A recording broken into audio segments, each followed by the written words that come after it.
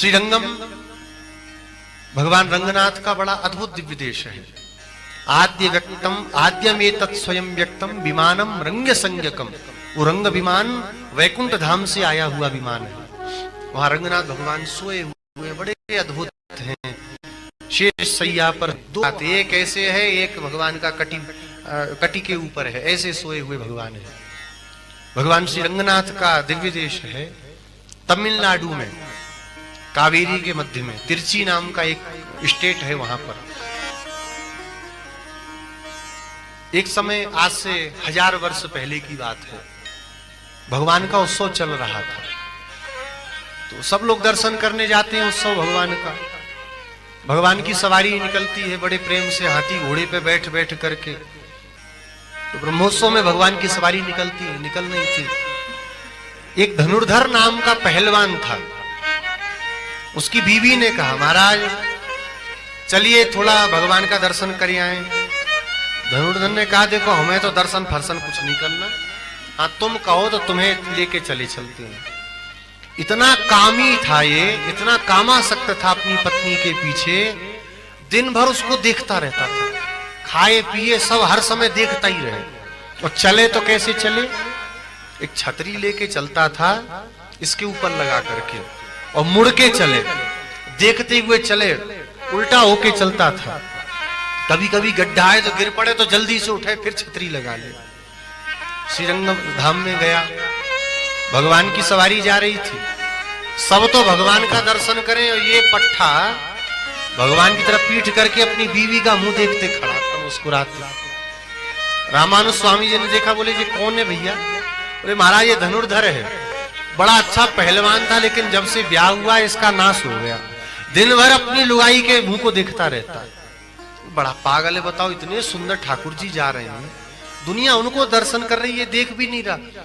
स्वामी जी पहले तो कुछ नाराज हुए, बोले कैसा संसारी, कैसा पापी है, छोड़ो इसे, चलो आगे। आगे बढ़े तो देखो यही है गुरु की कृपा। स्वामी जी को हृदय में करुणा उमड़ आई, तो बोले देखो ये कैसा भी है, रंग धाम तक चल के तो आ गया। भगवान रंगनाथ से प्रार्थना की, महाराज ये कितना ही बड़ा पापी आपके धाम तक चल के आया, यही इसका सबसे बड़ा आपके प्रति भाव है, आपके प्रति इसका साधन है, इसी से प्रसन्न हो जाओ। आप तो पत्रम पुष्पम फलम तोयम कहते हो, ये तो स्वयं चल के अपने शरीर को लेके आ गया। और महाराज अगर कहीं ऐसे ही चला गया और संसार में भटकता रहा तो इस रंगधाम की कितनी बेइज्जती होगी, इस रंगधाम की महिमा का कितना ह्रास होगा। लोग कहेंगे धनुर्धर का कल्याण ना हो सका रंगधाम जाके भी, तो आपके धाम की महिमा ना गिरे, इसलिए कृपा करिए इसके ऊपर।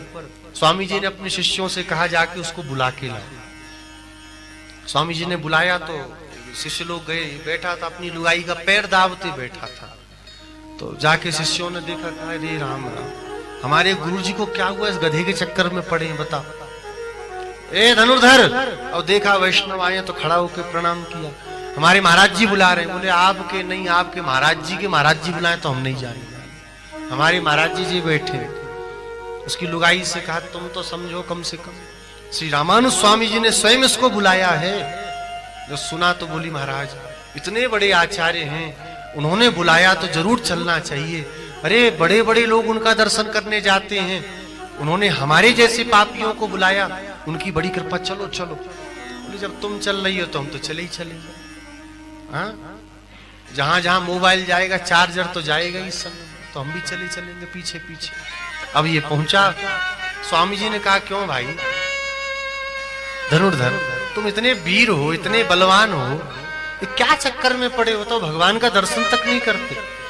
धनुर्धर ने कहा, महाराज देखो अब दुनिया में लोग हमें कुछ भी कहें, हमें कोई फर्क नहीं पड़ता। हमारी पत्नी के नेत्र इतने सुंदर हैं कि नेत्रों को छोड़ के कुछ देखने का मन नहीं करता। इस सुंदरता में ही हमारा मन लग गया। स्वामी जी बोले, अगर इससे सुंदर नेत्र दिख जाएं तब क्या करोगे? अरे महाराज वो दिख जाएंगे तो उनको छोड़ के उनको देखा करेंगे, हमारे पास और कोई अब काम नहीं है, हमने तो संकल्प लिया बस इस सुंदरता का ही दर्शन करेंगे। ठीक है, प्रातः काल कावेरी में स्नान करके जब भगवान की मंगला होगी तो चले आना मंदिर में। ठीक है, आ जाएंगे। प्रणाम करके गया। पूरी रात रामानुज स्वामी जी महाराज जगे रहे और भगवान से प्रार्थना करते रहे, हे ठाकुर जी, हे रंगनाथ, आज मेरे कहने पर ही आपकी ओर आ रहा है तो अब लौटाना नहीं। इसमें जितने भी पाप हों, इसके जितने भी दुष्कृत हों, उनका भोग मैं भोग लूंगा, लेकिन इसको आप स्वीकार कर लेना। ये दया संसार में किसमें होगी? ये केवल रामानुज स्वामी जी में है और संसार में किसी में नहीं है। दूसरे के कष्ट को स्वयं भोगेंगे लेकिन तुम्हें भगवान तक पहुंचाएंगे। ये हमारी गुरु परंपरा है। ऐसे दयालु आचार्य को छोड़ करके घरों में साईं बाबा धर के बैठे, बताओ ऐसे व्यक्ति के घर में क्या मंगल होगा? प्रत्येक वैष्णव को अपने घर में रामानुज स्वामी जी का चित्रपट जरूर रखना चाहिए। भगवान की पूजा करो मत करो, उनकी पूजा जरूर करनी चाहिए। स्वामी जी पूरी रात भगवान से प्रार्थना करते रहे, हे ठाकुर जी, ये आए स्वीकार कर लेना, एक बार स्वीकार कर लेना। प्रातः कावेरी में स्नान करके तिलक करके आए तो देखा धनुर्धर भी पत्नी के साथ में खड़ा था। स्वामी जी खुश हो गए, बोले चलो अब लगता है इस पर कृपा होगी भगवान की। जब कृपा होती है तभी भगवत धाम में जाना होता है। इतना तो तैयार मानना और 100% स्टाम्प पे लिख लेना, जितने हम लोग आए हैं सब पर बहुत बड़ी कृपा है कि चल के आ गए।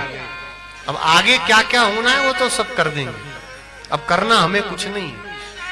स्वामी जी ने धनुर्धर को अपने साथ लिया, भगवान की मंगला आरती हुई, उसका हाथ अपने हाथ से स्वामी जी ने पकड़ लिया और पकड़ते ही भक्ति का ऐसा संचार उसके शरीर में हुआ, शरीर कांपने लगा और ले गए भगवान रंगनाथ के श्रीमुख का दर्शन कराया।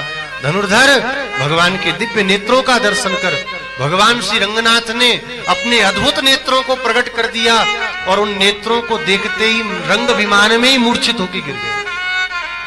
पानी का छिट्टा विट्टा मारा, उठा और फिर देखे तो जो दर्शन हुए वो फिर नहीं हुए। रोने लगा, महाराज प्राण चले जाएंगे, एक बार और दर्शन करा दीजिए।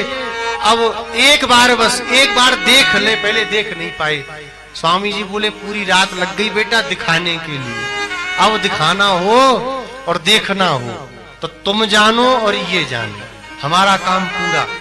स्वामी जी से शंख चक्र दीक्षा लेके मंत्र लेकर के और ऐसे अनन्य भक्त हुए कि भक्तों की पंक्ति में सबसे पहले धनुर्धर का नाम लिया जाता है। प्रयच्छति गुरु प्रीतः, ये गुरु की कृपा से प्राप्त होता है। हम अपने साधन से नहीं प्राप्त कर सकते, ये गुरु की कृपा से मिलेगा। लेकिन श्रद्धा तो रखो। श्री शौनक जी कहते हैं, प्रयच्छति गुरु प्रीतो वैकुंठम योगी दुर्लभम, योगियों के लिए दुर्लभ जो भगवत धाम है वह भी गुरु की कृपा से सहज ही प्राप्त हो जाता है। धनुर्धर जैसा महाकामासक्त जो अपनी पत्नी को छोड़ के किसी दूसरे को देखना नहीं चाहता था, कितना भगवान का अनन्य भक्त हुआ केवल आचार्य कृपा से।